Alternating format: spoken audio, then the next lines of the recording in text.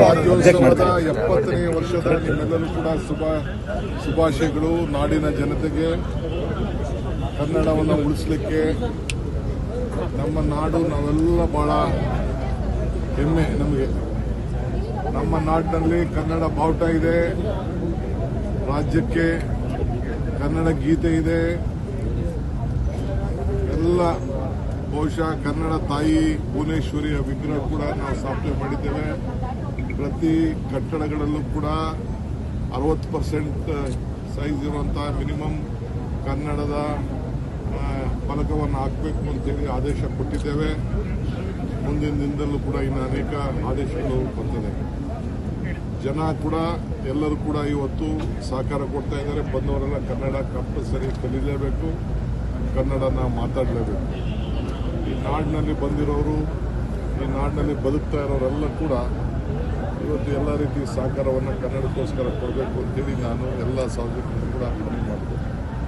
Sir, ಬೆಳಗಾವಿನಲ್ಲಿ MBS ಅವರು ಪ್ರತಿಭಟನೆ ಮಾಡ್ತಾ ಇದ್ದಾರೆ ಸರ್. ಅವರಿಗೆ ಪೊಲೀಸರು ಶ್ರೀರಕ್ಷೆ ಕೊಡ್ತಾ ಇದ್ದಾರೆ ಅಂತ, ಅವ್ರಿಗೆ ಸೆಕ್ಯೂರಿಟಿ ಕೊಟ್ಟಿದ್ದಾರೆ, ಅವ್ರ ಜೊತೆ ಸರ್ಕಿಟ್ ಕೊಟ್ಟಿದ್ದಾರೆ.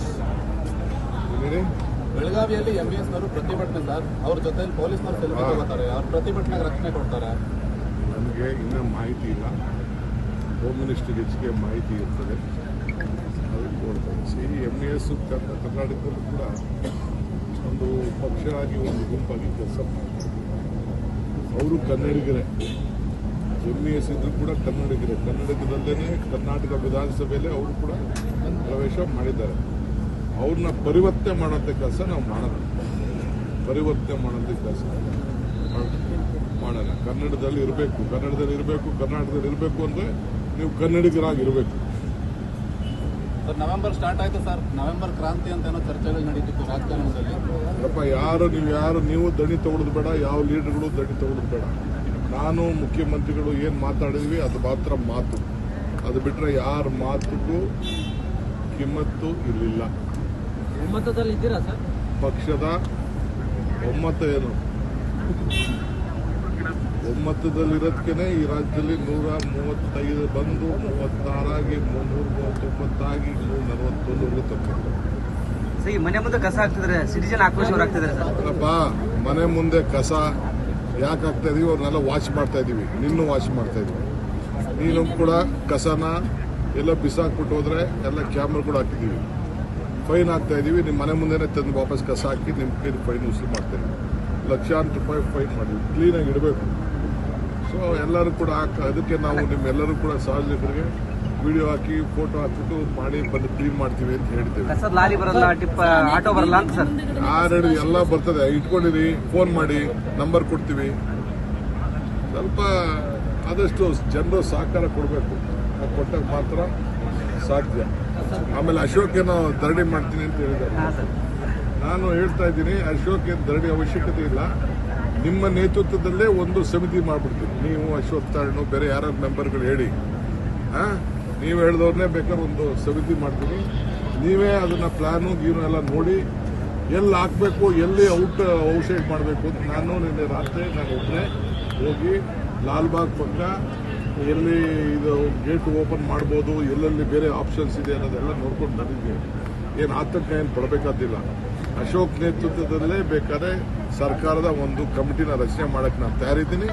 ಅವರೇ ಸರ್ಕಾರಕ್ಕೆ ಗೈಡ್ ಮಾಡಿ. ಅವರು ಬೆಂಗಳೂರಿನವರು, ಅವರು 7 ಸತಿ ಬೆಂಗಳೂರಲ್ಲಿ ಗೆದ್ದಿದ್ದಾರೆ. ಅವ್ರಿಗೂ ಜವಾಬ್ದಾರಿ ಇದೆ. ವಿರೋಧ ಪಕ್ಷದ ನಾಯಕರಿದ್ದಾರೆ. ನಮ್ಗೇನಿಲ್ಲ, ನಾವೆಲ್ಲ ಒಟ್ಟಿಗೆ ಸೇರಿ ಕೆಲಸ ಮಾಡಬೇಕು, ಮಾಡೋಣ. ಕನ್ನಡ ರಾಜ್ಯೋತ್ಸವದಲ್ಲಿ ನೀವು ಧ್ವಜಾರೋಹಣ ಮಾಡೋ ಸನ್ನಿವೇಶ ಬರುತ್ತದೆ. ಮಾಡಿದ್ದೀನಲ್ರಿ, ಮುಖ್ಯಮಂತ್ರಿ ಆಗಿದೆ. ಒಳ್ಳೆ ಕಥೆ ಇದೆ.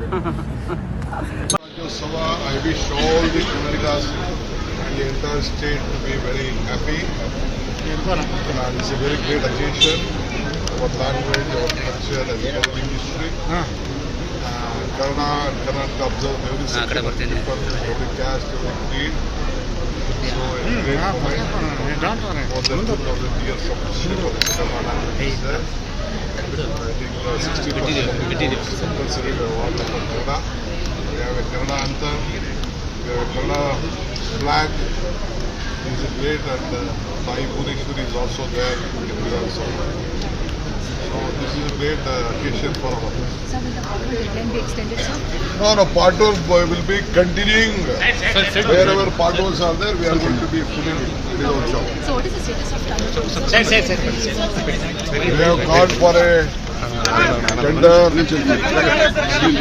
ಹೆಚ್ಚಿನ ವಿಡಿಯೋಗಳಿಗೆ ಪ್ರತಿಧ್ವನಿ ಯೂಟ್ಯೂಬ್ ಚಾನೆಲ್ ಸಬ್ಸ್ಕ್ರೈಬ್ ಮಾಡಿ, ಬೆಲ್ ಐಕಾನ್ ಕ್ಲಿಕ್ ಮಾಡಿ.